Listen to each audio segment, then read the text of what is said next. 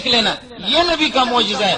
باقی موسیٰ علیہ السلام کو زندہ کر کے کھڑا کر دینا، ان سے نمازیں پڑھوا دینا، یہ نبی کا معجزہ نہیں ہے، وہ حقیقت حال ہے، وہ خود بخود یہ ایک چیز موجود تھی. آپ سمجھے نہیں؟ یہ نبی کا معجزہ ہے کہ نبی مکے میں بیٹھ کر کے یہ بتا دے کہ منظور فلاں کرسی پر بیٹھا ہوا جھک مار رہا ہے. آپ سمجھ رہے نہیں سمجھ رہے؟ نبی مکے میں بیٹھ کر کے یہ بتا دے، معجزتاً بتا دے کہ منظور جو کرسی پر بیٹھا ہوا اس وقت وہ اس طرح کلام کر رہا ہے، یہ نبی کا معجزہ ہوگا. لیکن مجھے نبی کے معجزے نے کرسی پر نہیں بٹھایا، میں خود بخود بیٹھا ہوں. مجھے نبی کے معجزے نے بٹھایا نہیں، وہ تو خبر دے رہا ہے، یہ تو اس کا معجزہ ہے، لیکن میں خود بخود یہاں پر بیٹھا ہوں. موسیٰ علیہ السلام کو نیچے جو دیکھ لینا یہ نبی کا معجزہ ہے کہ بغیر کسی دوربین کے اس کو دیکھ لینا. لیکن موسیٰ علیہ السلام کو زندہ کر دینا، کھڑا کر دینا، ان سے نمازیں پڑھوا دینا یہ نبی کا معجزہ نہیں ہے، وہ فی نفسی ہی ایسی چیز ہے کہ نبی زندہ ہے، نماز پڑھ رہا. چلو آگے فرما رہے ہیں کہ ہم دنیا میں زندہ کیا آپ اس سے یہ ہو گیا. عقیدہ نمبر 24 پر لکھا ہے کہ مشائخ کی قبروں سے باطنی فیوز کا پہنچنا بے شک صحیح ہے. کیا آپ اس سے متفق ہیں؟ اس میں آپ نے خیانت کی ہے، ہمارے اکابرین کا یہ مسئلہ نہیں ہے. اس میں ساتھ ساتھ المحند علی المفند میں یہ عبارت لکھی ہوئی ہے بشرائط، کہ اس کے لیے شرائط ہے، عام آدمی کے نہیں. آپ مجھے یہ بتا دو کہ حضرت نجاشی رضی اللہ تعالیٰ عنہ جس وقت ان کو دفن کیا گیا تو ابو داؤد کے اندر ایک روایت موجود ہے، فرمایا کہ باب الشہید یرا لہ نور علی قبرہ، کہ شہید کے نور پر اس کے قبر پر نور دکھائی دے رہا تھا. اس نور کو صحابہ نے دیکھا لیکن ابو جہل نے نہیں دیکھا، عتبہ نے نہیں دیکھا، شیبہ نے نہیں دیکھا. ہر ایک آدمی کو وہ نور نظر نہیں آ رہا تھا اس قبر کا، صحابہ نے اس کو دیکھ لیا. اسی طرح بزرگوں کے قبروں سے جا کر کے فیض اور باطنی فیض حاصل کر لینا یہ کاملین کا کام ہے، یہ غیر مقلدین کا کام نہیں. آپ سمجھ نہیں رہے؟ بزرگوں کے قبروں سے جا کر کے فیض باطنی حاصل کر لیں. یہ نہیں کہا کہ آپ کو بیٹے دیں گے، آپ کو رزق دیں گے، آپ کو گاڑی دیں گے. وہ کسی کا یہ ہو گیا کہ اس کی ہوا بند ہو گئی تو اس کو کھینچ کر کے لیٹرین میں کہتا ہے یا پیر ٹٹ کڑیس، اے پیر میری ہوا بند ہو گئی، یا پیر ٹٹ کڑیس. ہم لوگ اس طرح بزرگوں سے وہ نہیں کرے. میں عرض کر رہا ہوں کہ یہ کہا کہ عام آدمی کو اجازت نہیں، یہ اشرف علی تھانوی کو اجازت ہوگی، خلیل احمد سہارنپوری کو اجازت ہوگی، مولانا سلیم اللہ خان دامت برکاتہ العالیہ کو اجازت ہوگی، مفتی نظام الدین کو اجازت ہوگی، منظور کو بھی اجازت نہیں ہے، قاضی منیب الرحمان کو بھی اجازت نہیں ہے، مولوی عبدالشکور کو بھی اجازت نہیں ہے. آپ سمجھ رہے ہیں؟ یعنی آپ نہیں سمجھ رہے.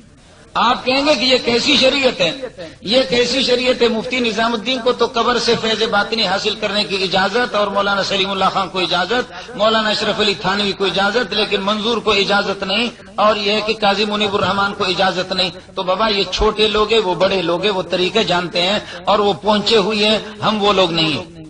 آپ کے سامنے لوگ آ گئے، کسی نے کہا کہ حضرت آپ نے یوں سمجھے کہ کسی کو اس طرح بھی کسی صحابی کو اجازت دی کہ روزے کی حالت میں بیوی کے ساتھ آدمی کھیل تماشا کر سکتا ہے، دل لگی کر سکتا ہے. ایک کو اجازت دی، دوسرے کو اجازت نہیں دی. آپ کہیں کیسی شریعت ہے، ایک کو اجازت ملے اور دوسرے کو اجازت نہ ملے.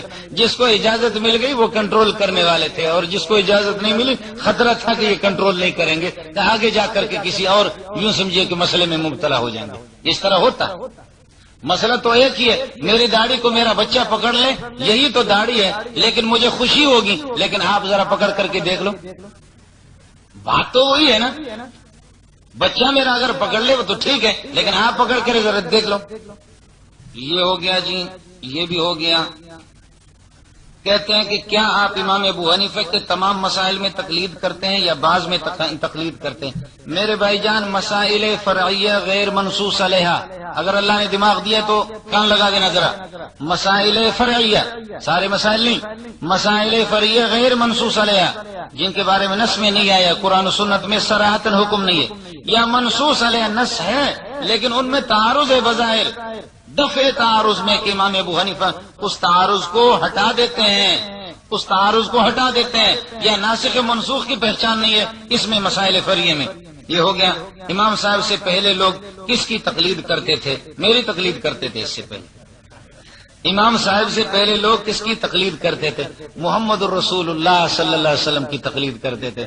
ہم پہلے اس لفظ کو کہنے میں ڈرتے تھے، ہمارے اکابرین نے لکھا بھی نہیں. مولانا عبد الرشید بھی ڈرتا تھا، میں بھی ڈرتا تھا کہ صحابہ کو ہم مقلد کہیں یا نہ کہیں۔ اب کوئی ماں کا لال شرط لگائے، ایک عبارت نہیں، تمہاری عربی کی کتابوں سے جو تمہارے آبا و اجداد ہیں ان سے ہزاروں عبارتیں دکھاؤں گا کہ صحابہ تقلید کرتے تھے محمد رسول اللہ۔ لفظ تقلید کا اطلاق ان پر کیا ہے۔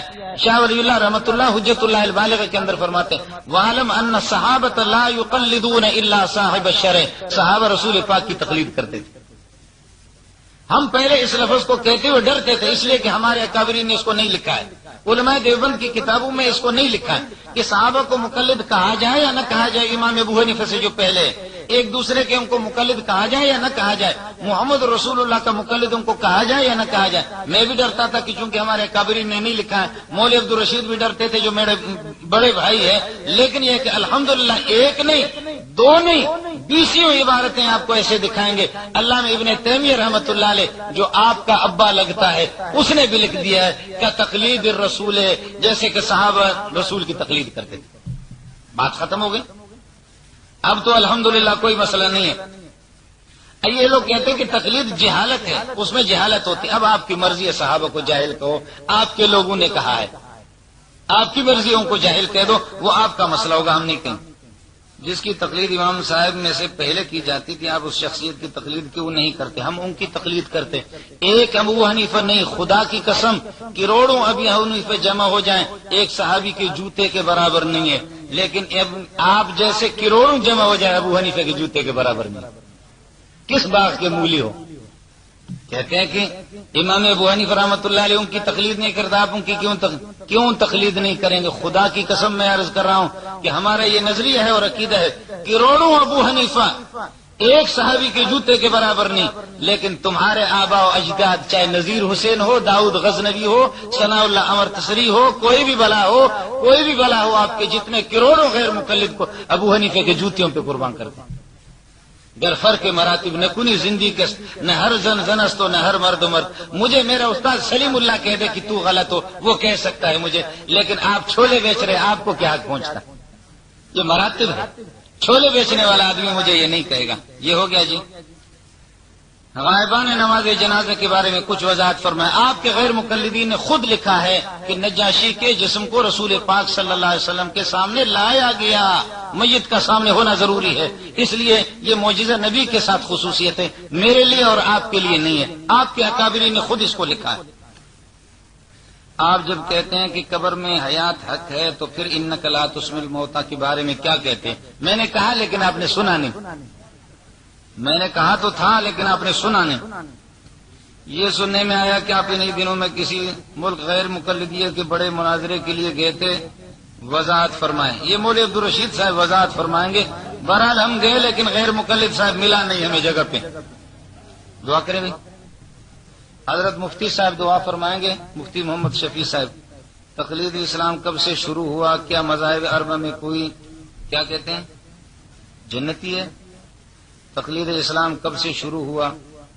میرے بھائی جان بات ذرا سمجھ لینا، تقلید ابتدائی سے ہے، لیکن اس کی تدوین اور یہ حیت جو ہے، اس کی تدوین اور یہ حیت یہ ائمہ اربعہ سے شروع ہوئی، چیز پہلے ہی سے ہے۔ دیکھو منظور کب سے ہے؟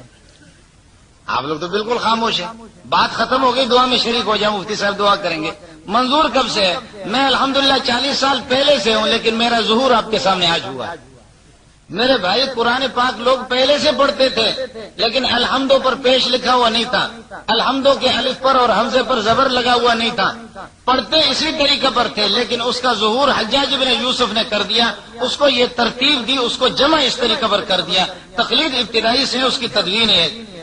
کیا مذاہب اربعہ میں سے کوئی جنتی ہے یعنی بخشا گیا ہے؟ سارے جنتی ہیں، آپ اپنے خیر منا دیں۔ جبکہ صحابہ کرام غیر مقلد سب اللہ تعالیٰ راضی رہے اور جنتی، کوئی صحابہ غیر مقلد نہیں ہے۔ میں نے عرض کیا آپ کے ابن تیمیہ نے، ابن قیم نے، شاہ ولی اللہ رحمۃ اللہ علیہ کو بھی آپ اپنے طرف کھینچتے، ان سب نے لکھا ہے کہ صحابہ مقلد تھے۔ صحابہ کو غیر مقلد کہنا اپنے ایمان کی خیر منا دو۔ اپنے مسئلہ کی حقانیت میں کوئی دلیل قرآن حدیث سے پیش کریں۔ میں نے تو دلیل تو پیش کر دیا، پتہ نہیں آپ کدھر سوئے ہوئے تھے، کوئی ایک مسئلہ تو بتا دو، پھر دلائل کو دیکھ لو۔ المحند میں ہے کہ حضور کی حیات دنوی ہے، جبکہ مولانا غلام اللہ، مولانا حسین علی، مولانا طاہر پنجپیری طیب اور دیگر اشاعت التوحید و سنت اسے حیات برزخی کے قائل ہے۔ ان علماء کے بارے میں آپ کا کیا خیال ہے؟ یہ دونوں میں کوئی منافات نہیں ہے، آپ سمجھے نہیں، آپ اپنے یہ ہے کہ دماغ کے علاج کرا دیں۔ میرے بھائی جان، مسئلہ کیا ہے؟ مسئلہ یہ ہے، بات ذرا سمجھ لینا کہ حیات دنوی جو حضرات کہتے ہیں وہ بئی معنی کہ باقی شہداء کے مقابلے میں آپ کی حیات آپ صلی اللہ علیہ وسلم کے کامل اور اکمل ہے۔ اس لیے ہمارے اکابرین المحند المفند کے اندر دونوں عبارت ہے۔